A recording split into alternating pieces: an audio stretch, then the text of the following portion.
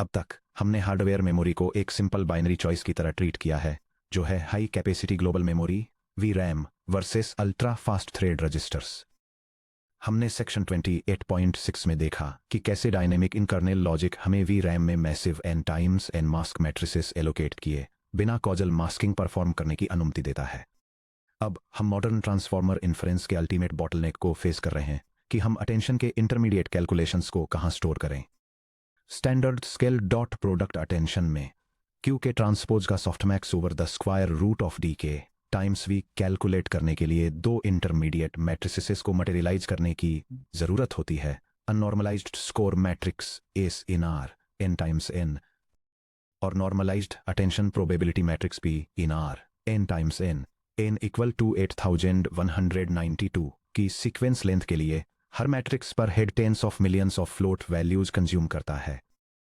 इन matrices को global V RAM में write करने और उन्हें वापस रीड करने में hundreds of gigabytes per second की मेमोरी बैंडविड्थ कंज्यूम होती है, जो आपके 100+ T flops GPU tensor course को डेटा के लिए तरसते हुए आइडल कंप्यूट यूनिट्स में बदल देता है। फ्लैश अटेंशन इस बैंडविड्थ वॉल को टाइलिंग के जरिए सॉल्व करता है। एक ही बार में पूरा N times N matrix compute करने के बजाय हम क्यू के और वी को छोटे ब्लॉक्स में चॉप करते हैं, जो पूरी तरह से स्ट्रीमिंग मल्टीप्रोसेसर यानी एस एम की फास्ट शेयर्ड मेमोरी यानी एस रैम और रजिस्टर फाइल यानी आर एफ के अंदर फिट हो जाते हैं। हम अटेंशन को टाइल बाई टाइल कंप्यूट करते हैं, रनिंग सॉफ्टमैक्स स्टैटिस्टिक्स को सीधे थ्रेड रजिस्टर्स में अपडेट करते हैं और केवल फाइनल आउटपुट टेंसरों को वापस ग्लोबल वी रैम में राइट करते हैं। इस सेक्शन में हम एक जीपीयू मेमोरी सबसिस्टम आर्किटेक्ट का पर्सपेक्टिव अपनाते हैं। हम ट्रेस करेंगे कि कैसे global V RAM tensor pointers contiguous 2D S RAM tile buffers में मैप होते हैं, XOR स्विजलिंग का यूज करके शेयर्ड मेमोरी बैंक कॉन्फ्लिक्ट्स को कैसे एलिमिनेट किया जाए और एसिंक्रोनस पाइपलाइन डबल बफरिंग का यूज करके कंप्यूट साइकिल्स के साथ मेमोरी ट्रांसफर्स को कैसे ओवरलैप किया जाए। Section break. Memory hierarchy topology V RAM से रजिस्टर फाइल्स तक, ये समझने के लिए कि S RAM memory layout design इतना ज्यादा मैटर क्यों करता है, चलिए हम जीपीयू मेमोरी हायरार्की में हार्डवेयर एक्सेस लेटेंसीज को एक बार फिर से देखते हैं। यह डायग्राम जीपीयू मेमोरी हायरार्की को इलस्ट्रेट करता है और 3 अलग मेमोरी टियर्स यानी रजिस्टर फाइल, शेयर्ड मेमोरी या L1 कैश और ग्लोबल हाई बैंडविड्थ मेमोरी की कैपेसिटी और लेटेंसी कैरेक्टरिस्टिक्स को डिटेल में समझाता है। यह इन टियर्स के बीच डेटा ट्रांसफर मैकेनिज्म को हाईलाइट करता है और दिखाता है कि कैसे डेटा हाई कैपेसिटी और हाई लेटेंसी वाली ग्लोबल मेमोरी से स्ट्रीमिंग मल्टीप्रोसेसर्स के सबसे क्लोज वाले एक्सट्रीमली फास्ट और लो लेटेंसी रजिस्टर्स तक मूव करता है। जब स्टैंडर्ड अटेंशन को एग्जीक्यूट किया जाता है तो जीपीयू अपना 90% तक का time high latency HBM transfers का वेट करने में स्पेंड करता है। फ्लैश टेंशन इस डायनेमिक को बदल देता है, अटेंशन को एक SRAM बाउंड वर्कलोड में ट्रांसफॉर्म करके। इसे अचीव करने के लिए हम अपने ग्लोबल मैट्रिसेस को सीक्वेंस डायमेंशन के अलोंग स्लाइस करते हैं। क्वेरी मैट्रिक्स Q को BR टाइम्स D साइज के टाइल्स में पार्टीशन किया जाता है, जहां BR query block sequence length है और D हेड डायमेंशन है। की मैट्रिक्स K और वैल्यू मैट्रिक्स V को BC टाइम्स D साइज के टाइल्स में पार्टीशन किया जाता है, जहां BC की या वैल्यू ब्लॉक सीक्वेंस लेंथ है। S BR टाइम्स BC या P BR टाइम्स BC के टेम्परेरी टाइल्स को वापस VRAM में लिखने के बजाय इंटरमीडिएट अटेंशन मैट्रिसेस को ग्लोबल मेमोरी में कभी भी मटेरियलाइज नहीं किया जाता है। वे एक ASM के अंदर कंप्यूटेशन के दौरान थ्रेड रजिस्टर्स में केवल थोड़े समय के लिए ही रहते हैं। Section break. Dynamic SRAM allocation और स्पेशल लेआउट्स। क्योंकि मॉडर्न जीपीयू हर थ्रेड ब्लॉक लॉन्च के हिसाब से शेयर्ड मेमोरी को डायनेमिकली एलोकेट करते हैं, इसलिए हमें सिंगल फ्लैट बाइट एरेज का यूज करके अपने SRAM मेमोरी स्पेस को मैन्युअली स्ट्रक्चर करना होगा। मान लीजिए कि एक ASM एक dynamic shared memory buffer extern shared char SMEM allocate करता है। हमें इनके लिए कॉन्टिगुअस मेमोरी अलाइंड 2D सब बफर्स निकालने की जरूरत है। एस Q का tile BR times D, S K का tile BC times D, S V का tile BC times D, S O output accumulator O का टाइल BR टाइम्स D, जो रजिस्टर की अवेलेबिलिटी के बेसिस पर ऑप्शनल है। Dynamic SRAM layout partitioning. यहां बताया गया है कि हम C++ में एक single flat dynamic SRAM pointer को टाइप 2D एरे स्लाइसेस में कैसे मैप करते हैं। यह CUDA डिवाइस फंक्शन डेमोन्स्ट्रेट करता है कि कैसे एक जीपीयू पर शेयर्ड मेमोरी बफर को डायनामिकली पार्टीशन किया जाता है। यह सबसे पहले बेस मेमोरी एड्रेस को एक 16 बाइट बाउंड्री पर अलाइन करता है ताकि ऑप्टिमाइज्ड वेक्टराइज्ड मेमोरी ऑपरेशंस को इनेबल किया जा सके।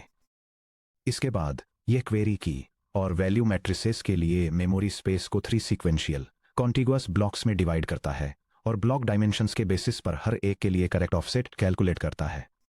Memory footprint calculation. चलिए एक कॉमन डिप्लॉयमेंट टारगेट के लिए SRAM फुटप्रिंट कैलकुलेट करते हैं।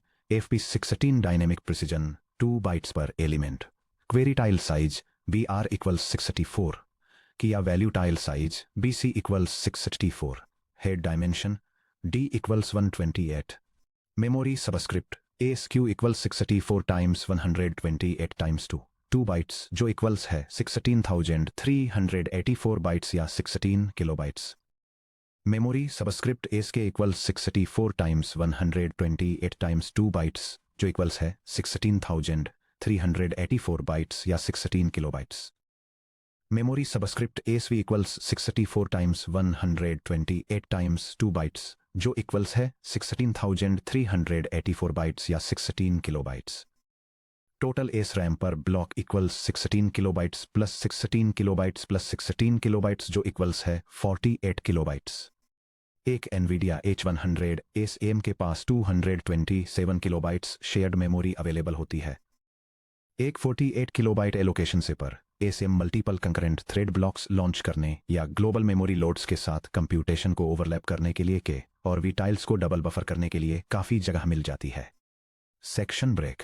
XOR स्विजलिंग के जरिए शेयर्ड मेमोरी बैंक कॉन्फ्लिक्ट्स को रिजॉल्व करना। अब चलिए शेयर्ड मेमोरी के फिजिकल आर्किटेक्चर को समझते हैं। Shared memory 32 independent memory banks में डिवाइड होती है जिसमें से हर एक 4 बाइट्स 32 वाइड होता है। लगातार आने वाले 32 बिट वर्ड्स लगातार आने वाले बैंक्स को असाइन किए जाते हैं। Bank index equals the quantity word byte address divided by 4 modulo 32। जब एक सिंगल वार्प के मल्टीपल थ्रेड्स 32 थ्रेड्स एक साथ डेटा एक्सेस करने की कोशिश करते हैं। Conflict free access. अगर सभी 32 थ्रेड्स अलग अलग बैंक्स को एक्सेस करते हैं या ब्रॉडकास्ट के जरिए बिल्कुल एक ही एड्रेस को रीड करते हैं तो एक्सेस एक सिंगल क्लॉक साइकिल में कंप्लीट हो जाता है। Bank conflict. अगर 2 या उससे ज़्यादा थ्रेड्स एक ही मेमोरी बैंक के अंदर स्टोर किए गए अलग अलग 32 बिट वर्ड्स को एक्सेस करने की कोशिश करते हैं तो एक्सेस सीरियलाइज हो जाते हैं। हार्डवेयर पाइपलाइन इंस्टॉल हो जाती है जिससे एक लोड को एग्जीक्यूट करने में मल्टीपल मेमोरी साइकिल्स लगते हैं। ये diagram GPU shared memory bank conflicts के कॉन्सेप्ट को समझाता है। लेफ्ट में ये एक आइडियल सिनेरियो दिखाता है जहां 32 इंडिविजुअल थ्रेड्स बिना किसी ओवरलैप के साइमल्टेनियसली 32 डिस्टिंक्ट मेमोरी बैंक्स को एक्सेस करते हैं। राइट में ये एक ऐसा कॉन्फ्लिक्ट दिखाता है जहां 2 डिफरेंट थ्रेड्स सेम टाइम पर सेम मेमोरी बैंक को एक्सेस करने का अटेम्प्ट करते हैं जिसके रिजल्ट में एक 2-वे कॉन्फ्लिक्ट होता है जो ऑपरेशंस को सीरियलाइज होने के लिए फोर्स करता है। The vectorized memory trap float 4। Chapter 24.6 में हमने सीखा था कि मैक्सिमम मेमोरी थ्रूपुट के लिए वेक्टराइज्ड लोड्स की जरूरत होती है जैसे कि पर thread 120 bit float 4 values load करना। एक फ्लोट 4 में 4 32 बिट वर्ड्स होते हैं जो लगातार 4 शेयर्ड मेमोरी बैंक्स में फैले होते हैं। अगर 32 थ्रेड्स का एक वार्प शेयर्ड मेमोरी में स्टोर की गई एक simple row major 2D matrix से कंटिग्यूअस फ्लोट 4 वैल्यूज लोड करने की कोशिश करता है तो थ्रेड 0 बैंक्स 0, 1, 3 को एक्सेस करता है। थ्रेड 1 बैंक्स 4, 5, 6, 7 को एक्सेस करता है। ये रो के अंदर कॉन्फ्लिक्ट फ्री होता है। वैसे मैट्रिक्स मल्टीप्लिकेशन के दौरान टेंसर कोर्स या कूडा कोर्स को मैट्रिक्स स्टाइल्स को कॉलम वाइज या स्ट्राइडेड रो अलाइनमेंट्स के पार रीड करना ही होगा। अगर मैट्रिक्स स्ट्राइड 32 वर्ड्स का मल्टीपल है, for example D equal to 64 या D इक्वल टू 128, तो रो 0 कॉलम 0 बैंक 0 पर मैप होता है और रो 1 कॉलम 0 भी बैंक 0 पर ही मैप होता है। जब एक वार्प के थ्रेड्स रो के पार कॉलम एलिमेंट्स को रीड करते हैं तो सभी 32 थ्रेड्स बैंक 0 पर कोलाइड करते हैं जिससे एक 32 वे बैंक कॉन्फ्लिक्ट क्रिएट होता है जो शेयर्ड मेमोरी बैंडविड्थ को 97% तक कम कर देता है। इसका सॉल्यूशन है बिटवाइज XOR स्विचलिंग। कॉन्टिगुअस रो और कॉलम को एक्सेस करते समय बैंक कोलिजन्स को रोकने के लिए हम XOR स्विचलिंग अप्लाई करते हैं। एलिमेंट IJ को raw physical column index J पर स्टोर करने के बजाय हम रो इंडेक्स के साथ एक XOR ऑपरेशन का यूज करके कॉलम एड्रेस बिट्स को बदल देते हैं। Swizzled column index J prime equals J exclusive or the quantity I modulo stride. आइए हम 128 बिट मेमोरी वेक्टर्स के लिए एक hardware optimized C++ swizzle helper implement करते हैं। ये GPU device function shared memory bank conflicts को रोकने के लिए एक मेमोरी एड्रेस ऑफसेट कैलकुलेट करता है। यह कॉलम इंडेक्स और एक मास्क्ड रो इंडेक्स के बीच एक एक्सक्लूसिव और ऑपरेशन अप्लाई करके एक लॉजिकल 2 डायमेंशनल ग्रिड को फिजिकल मेमोरी लेआउट पर मैप करता है और फिर एप्रोप्रिएट डेटा टाइप साइज के हिसाब से स्केल्ड एडजस्टेड पॉइंटर रिटर्न करता है। लगातार आने वाली रो के पार कॉलम इंडिसेस को परम्यूट करके वे एलिमेंट्स जो नॉर्मली सेम मेमोरी बैंक पर अलाइन होते वे सभी 32 हार्डवेयर बैंकों में इवनली स्प्रेड हो जाते हैं। वार्प थ्रेड्स अब हॉरिजॉन्टली और वर्टिकली दोनों तरह से जीरो बैंक कॉन्फ्लिक्ट्स के साथ मैट्रिक्स ब्लॉक्स को रीड कर सकते हैं। सेक्शन ब्रेक, डबल बफरिंग और asynchronous pipeline overline overlapping. Fast SRAM के बावजूद भी ग्लोबल VRAM से शेयर्ड मेमोरी में डेटा लोड करने में अभी भी हंड्रेड्स ऑफ क्लॉक साइकिल्स लगते हैं। अगर एक SM कंप्यूटिंग और मेमोरी लोडिंग को सीक्वेंशियली एग्जीक्यूट करता है तो time subscript total equals time subscript load VRAM to SRAM plus time subscript compute tile. SM अपनी आधी लाइफ ग्लोबल मेमोरी रिक्वेस्ट के फुलफिल होने का वेट करते हुए आइडल खड़े रहकर ही बिता देता है। थियोरेटिकल पीक हार्डवेयर परफॉर्मेंस तक पहुंचने के लिए हमें टाइल के +1 के ग्लोबल मेमोरी लोड को टाइल के टेंसर कोर मैथ एग्जीक्यूशन के साथ ओवरलैप करना होगा। Hardware primitive CUDA mem copy async Nvidia Ampere architecture compute capability 8.0 plus से शुरुआत करते हुए GPU में एक hardware direct memory access DMA engine होता है। PTX में CP एसिंक। यह इंजन बिना थ्रेड रजिस्टर फाइलों के अंदर डेटा को स्टेज किए या वार्प इंस्ट्रक्शन साइकिल्स को कंज्यूम किए सीधे ग्लोबल VRAM से इस शेयर्ड SRAM में डेटा कॉपी करता है। C++ में हम कूडा के असिंक्रोनस पाइपलाइन प्रिमिटिव्स कूडा से कूडा मेम कॉपी असिंक या पाइपलाइन का यूज करते हैं। यह graphics processing unit code demonstrate करता है कि कैसे एक पाइपलाइन का यूज करके डेटा को ग्लोबल मेमोरी से शेयर्ड मेमोरी में एसिंक्रोनसली ट्रांसफर किया जाए। इस प्रोसेस में पाइपलाइन में एक स्टेज एक्वायर करना, एसिंक्रोनस कॉपी ऑपरेशन को इनिशिएट करना और मेमोरी सिंक्रोनाइजेशन को मैनेज करने के लिए ट्रांजैक्शन को कमिट करना शामिल है। एक double buffered ping pong loop को स्ट्रक्चर करना। इन असिंक्रोनस ट्रांसफर्स को पाइपलाइन करने के लिए हम की और वैल्यू मैट्रिसेस SK2 और SV2 के लिए 2 SRAM बफर्स बफर 0 और बफर 1 एलोकेट करते हैं। जब SRAM के वार्प रजिस्टर्स SK0 और SV0 पर मैथ एग्जीक्यूट करते हैं तब asynchronous DMA engine global VRAM से SK1 और SV1 को इंडिपेंडेंटली फिल करता है। नेक्स्ट इटरेशन पर बफर्स अपने रोल्स स्वैप कर लेते हैं जिससे एक continuous ping pong compute pipeline create होती है। यह डायग्राम समय के साथ एक DMA इंजन और एक टेंसर कोर के बीच एक पाइपलाइन एग्जीक्यूशन मॉडल को इलस्ट्रेट करता है। जैसे ही DMA इंजन मेमोरी से डेटा टाइल्स फेच करता है, टेंसर कोर मेमोरी लेटेंसी को हाइड करने के लिए अल्टरनेटिंग शेयर्ड मेमोरी बफर्स का यूज करके पहले से फेच की गई टाइल को साथ ही साथ कंप्यूट करता है। चलिए सॉफ्टवेयर पिंग पोंग लूप को स्ट्रक्चर करते हैं। ये GPU प्रोग्रामिंग कोड एक double buffered attention mechanism demonstrate करता है जिसे मेमोरी ट्रांसफर्स और कंप्यूटेशन को ऑप्टिमाइज करने के लिए डिजाइन किया गया है। एसिंक्रोनस मेमोरी कॉपिंग पाइपलाइंस का यूज करके ये ग्लोबल मेमोरी से शेयर्ड मेमोरी में की और वैल्यू डेटा ब्लॉक्स को लोड करता है, जबकि साथ ही साथ मैट्रिक्स मल्टीप्लिकेशन और सॉफ्टमैक्स कैलकुलेशंस को एग्जीक्यूट करता है। ये प्रोसेस फर्स्ट डेटा ब्लॉक को प्री लोड करके शुरू होता है, फिर एक लूप में एंटर करता है जहां यह पहले से ही डेटा का नेक्स्ट ब्लॉक फेच कर लेता है, करंट ब्लॉक पर कैलकुलेशंस परफॉर्म करता है, ट्रांसफर कंप्लीट होने का वेट करता है और लेटेंसी को हाइड करने के लिए 2 मेमोरी बफर्स के बीच अल्टरनेट करता है। ड्यूल बफर्ड SRAM के साथ कूडा मेम कॉपी असिंक को लेवरेज करके ग्लोबल मेमोरी लेटेंसी पिछले टाइल ब्लॉक के कंप्यूट एग्जीक्यूशन के पीछे कंप्लीटली हाइड हो जाती है। सेक्शन ब्रेक 5 अल्टीमेट कैश के रूप में thread registers online softmax statistics store करना। चैप्टर 22.2 में फिजिकल रजिस्टर फाइल्स के हमारे डिस्कशन से वापस कनेक्ट करते हुए थ्रेड रजिस्टर्स चिप पर सबसे फास्ट स्टोरेज हार्डवेयर को रिप्रेजेंट करते हैं जो 0 साइकिल लेटेंसी पेनल्टीज के साथ ऑपरेट करते हैं। स्टैंडर्ड अटेंशन एल्गोरिदम्स में इंटरमीडिएट रनिंग मैक्स एम और डिनोमिनेटर सम डी वेक्टर्स को हर रिडक्शन स्टेप के बाद ग्लोबल मेमोरी में सेव करना पड़ता है। Flash attention in running parameters को एक क्वेरी ब्लॉक के पूरे एग्जीक्यूशन लाइफ टाइम के लिए थ्रेड रजिस्टर्स में परमानेंटली पिन करके रखता है। एक थ्रेड को असाइन किए गए हर क्वेरी टोकन के लिए थ्रेड मेंटेन करता है MI लोकल रजिस्टर स्केलर जो प्रोसेस्ड की टाइल्स में SI के मैक्सिमम को ट्रैक करता है। DI लोकल रजिस्टर स्केलर जो प्रोसेस्ड की टाइल्स में SIJ-MI के एक्सपोनेंशियल के सम को ट्रैक करता है। और OACC head him local register vector जो रनिंग अननॉर्मलाइज्ड अटेंशन आउटपुट यानी PIJ टाइम्स VJ के सम को होल्ड करता है। यह कोड थ्रेड लोकल वेरिएबल्स को इनिशियलाइज करता है जो क्वेरी रो प्रोसेसिंग के दौरान ऑनलाइन सॉफ्टमैक्स कैलकुलेट करने के लिए यूज होते हैं। यह एक रनिंग मैक्सिमम वैल्यू सेटअप करता है जो बहुत कम नेगेटिव नंबर पर इनिशियलाइज्ड होती है, और यह एक्सपोनेंशियल्स का रनिंग सम भी सेटअप करता है जो 0 पर इनिशियलाइज्ड होता है, और एक एक्यूमुलेटर एरे भी जो सारे जीरोज पर इनिशियलाइज्ड होता है। चूंकि ये स्केलर एक्यूमुलेटर्स हार्डवेयर रजिस्टर्स के अंदर होते हैं, इसलिए इन्हें अपडेट करने में 0 शेयर्ड मेमोरी या ग्लोबल मेमोरी साइकिल्स लगते हैं।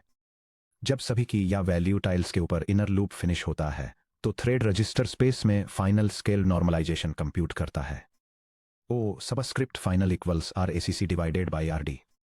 सिर्फ यह final vector O final vectorized 128 bit float 4 store operations का यूज करके ग्लोबल VRAM टेंसर एरे में वापस राइट किया जाता है। Chapter 24.6 section break complete implementation dynamic SRAM flash attention kernel. आइए अब हम इन आर्किटेक्चरल प्रिंसिपल्स को एक यूनिफाइड हाई परफॉर्मेंस C++ या CUDA कर्नेल में इंटीग्रेट करें। इस प्रोडक्शन स्टाइल कर्नेल के फीचर्स हैं dynamic SRAM layout mapping, vectorized 128 dynamic loads, float 4, hardware swizzled SRAM array offsets, thread register accumulators का यूज करने वाला फ्यूज्ड ऑनलाइन सॉफ्टमैक्स, और in kernel dynamic causal masking. ये graphics processing unit kernel attention को efficiently compute करने के लिए flash attention version 2 algorithm को इंप्लीमेंट करता है। यह क्वेरी की और वैल्यू मैट्रिसेस को ब्लॉक्स में लोड करने के लिए शेयर्ड मेमोरी टाइलिंग का यूज करता है, जिससे मेमोरी एक्सेस स्पीड इंप्रूव होती है।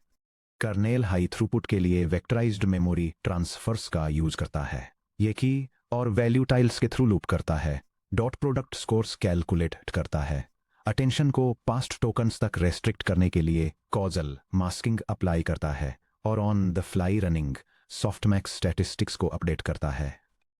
यह online softmax approach massive intermediate attention matrix को स्टोर करना अवॉइड करता है। फाइनली यह एक्यूमुलेटेड रिजल्ट्स को नॉर्मलाइज करता है और फाइनल आउटपुट को वापस ग्लोबल मेमोरी में राइट करता है।